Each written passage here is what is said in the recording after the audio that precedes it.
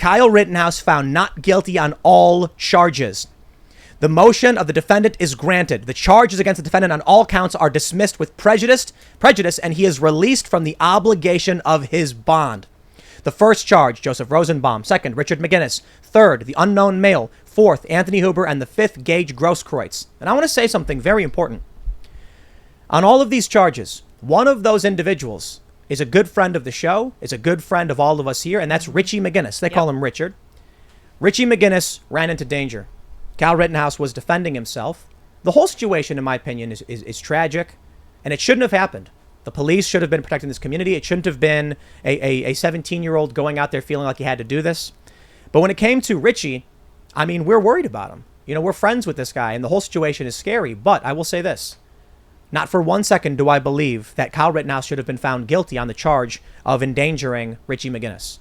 I don't know how Richie feels. You know, that's his private business. And as someone we deeply care about, we are concerned for his safety. But based on what I saw that night, I think not guilty was the right charge. I don't know how you guys feel about all this stuff. You know, for Richie, it's personal. We've had him on the show several times. He was a witness. He rendered aid to Joseph Rosenbaum, but not guilty was the way to go. Yeah, I'm feeling very optimistic as a result of this verdict, because one of the few things that has kept me sane for the past year and a half, where we're in a situation now you have to undergo, you know, medical procedures to participate in society in some parts of this country. The government's coming closer and closer to your door, like chaos, cities burning, whatever. One of the very few things that's kept me sane is the basic concept that I can defend my own self, right? Like no matter what, if I have a firearm, I can defend myself, my family, my dog, etc. So this verdict reinforces that Americans still do have that right, even though there are many forces trying to take it. It's scary because what was on trial. So this is winning the battle, but not the war. Yeah. What was on trial first and foremost was the life of Kyle Rittenhouse. What they don't tell you when the media lies is that he rendered aid to protesters. He didn't go there as an ideologue. He went there and he was like, does anybody need help? And he rendered aid, I think, to 2 people. And then he got attacked. The greater picture here was our right to defend our communities and ourselves from violent riots and extremists. And the crazy thing is now a lot of these leftists are saying this is the Kyle Rittenhouse precedent, that right-wingers will be showing up with weapons now at these protests. And it's like, well, hold on there a minute. I'm not a fan of this because, you know, they're creating conflict.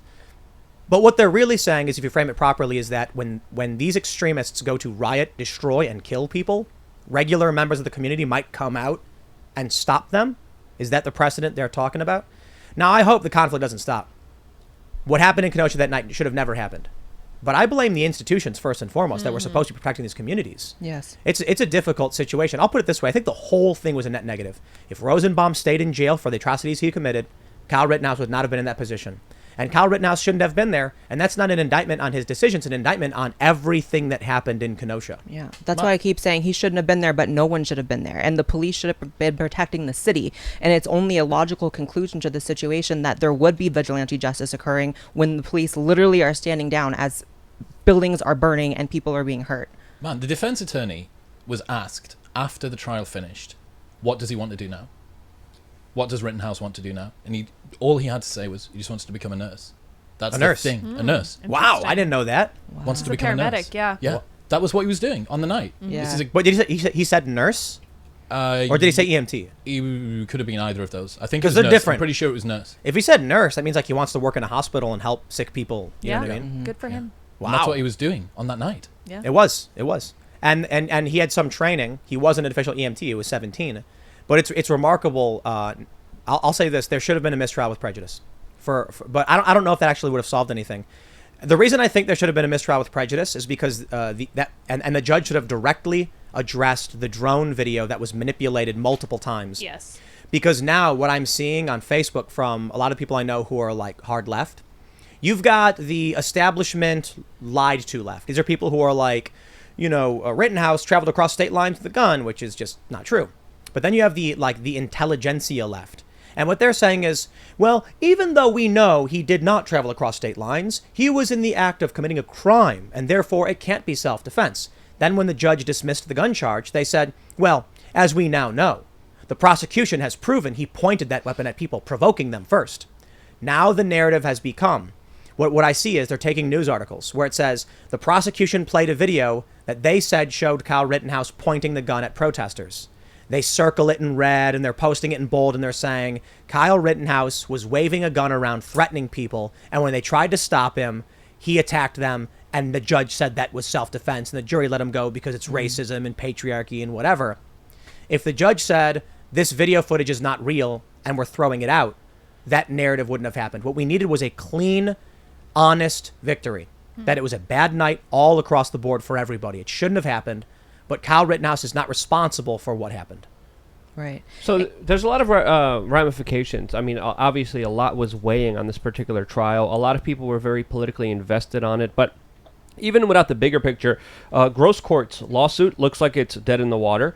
He wanted, what, $10 million? So that's also another important aspect here. There's a lot of witnesses that lied on the stand and might be facing perjury charges. There's talk about disbarring the state prosecutors for clearly pushing witnesses to lie on the stand, withholding evidence statements, withholding evidence. And again, this wasn't a snap decision. I think this played off. I mean, a lot of people were worried about this coming out Friday because of the fears of riots, the fears of civil unrest. But I think that fear was highly manipulated. I think there was a huge aspect of it that was artificial, because if the media does one thing great, it's not reporting. It's literally amping up the fear of harassment in order to bully people to get the outcome that they want. So another bigger thing to kind of examine here is that the media absolutely failed at their larger objective, which they were harassing people in order to push to get. So that's another big aspect here. The jury took 4 days, deliberated, and it was 12 people, a jury of his peers, people who represented him and were in his community, that said not guilty on all counts. And you know, there's people still angry. There's people still lying. There's still major media organizations saying that this was black people that were killed. NBC was trying to make this a race issue in their byline, talking about how this is as an example of white juries. MSNBC was caught attempting to jury tamper. Yeah. Yep. Crazy. So this is a huge realization of how this harassment campaign didn't work. I don't think there's going to be as much civil unrest as people are predicting there to be, because that prediction was used as a tool to get their outcome. It didn't work. That's a big story. It's almost like that's a threat. Huge. Exactly. That threat didn't work by the media. But let's be real. These activists they're fair weather activists. You know, I covered a lot of these riots on the ground for years. You ask any one of the riot squad, or Drew, or Richie McGinnis, or Jorge, and they'll tell you, like, if it's too cold out, no riots, no protests. If it's raining, no protests. It's got to be the right temperature for people to go out. And that's why when it comes to this beat, and when it comes to knowing the cycle, everyone's like, it's summer. Summer means riots, but winter means nothing. Granted, it's a Friday. They waited till a Friday. So that means... But it's like 30 degrees, I think, up there. Right. 28 degrees or something. Right. But it means payday, Saturday and Sunday. So who knows what will happen tomorrow. I got to say, I am so white-pilled, I guess, about independent on-the-ground journalists. Yes. Bro. Yes. These people are essentially saving the union. I mean, even with George Floyd, being able to see what happened, I mean, that, however you feel about the way that went, just that they were there. Some random person was there to pull it up and record it. But I mean, geez, these guys, Richie, he put himself like in the way of... He put himself anything that in could danger. Yeah, big time. And the crazy thing is they charged Kyle over it. When Richie said on our show something to the effect of running towards danger and being stupid about it. It was like self-deprecating humor. He didn't mean he was an idiot, but it was like, you got to be crazy to run into danger. And the defense said this: you can't blame Kyle Rittenhouse because a journalist ran towards the danger. It's their job. They know the risks. I agree with that. Yeah. And Richie was smart. And the most important point, after Kyle Rittenhouse did fire on Rosenbaum in self-defense, we have a guest. We have a guest. Oh, nice. No way did you hit that. yeah, I swatted. After Kyle Yes, there you go. fired in self-defense, Richie didn't run from Kyle because he knew what was going on. Right. So again, I'm very grateful that Richie's all right, because he's a good friend of ours and we love him.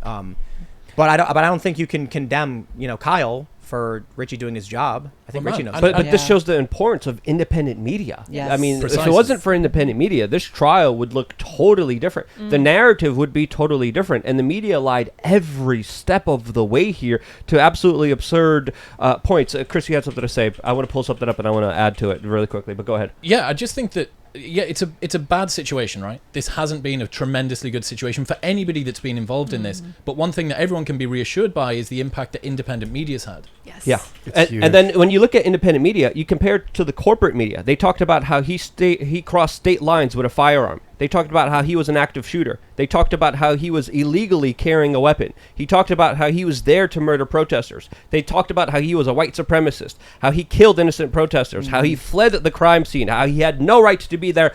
All of that after this court proceeding is absolutely not true at all, and they are going to be facing some significant ramifications because, again, we have a legal system that protects individuals from being lied about as drastically. We saw it with the Covington kids, and Nick Sandman actually came out and said, I hope Kyle sues. He said this a couple days ago. He says he has a great case. Now, with this verdict, I mean, I would be shaking in the boots if I was a prostitute, a part of the horse stream media that sold the American people these much lies about this particular case, because all of that is being opened up like a can of worms, and they're going to have to face the reality that they created with their monstrosity of lies. It's still happening. It's still happening. Yep. And I want to show you a highlight, but I do want to end this segment real quick with one thought.